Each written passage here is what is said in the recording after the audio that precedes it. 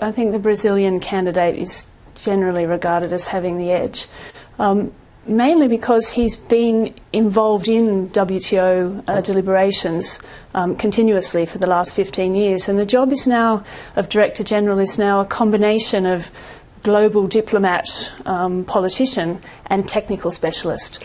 Is it significant that whoever gets the job, and as I say we'll learn today or tomorrow, is from South America?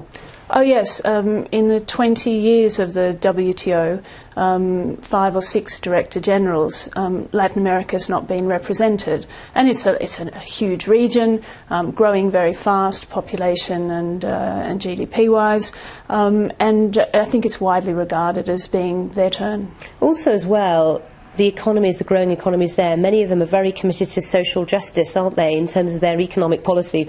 Whether it works well or not is another matter, but that's very much the thinking, isn't it? I think there is a view beyond perhaps the corridors in Geneva of the WTO that sustainable development needs to become much more closely embedded in trade agreements, and Latin America is seen as having perhaps done more on that than some other parts of the world. Just talk us through then the serious challenges this new leader will face.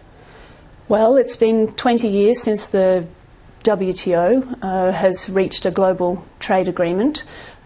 It's been 11 years, 12 years since the current one was launched, and 3 years since it went into really abeyance. So it's getting that kick-started again. That's going to take a combination of confidence in the new leader, but also the ability to remind and push all member countries, large and small, that they have to give as well as take from this system. Do you have any sort of hope that they'll make headway on that issue? Because, as you say, it's been a very long time. The biggest problem is the mantra that nothing's agreed until everything's agreed, and that's a recipe for agreeing nothing. So I think they have to sort of set out mini packages and sequentially order things and get it going again. Otherwise, it really will become irrelevant.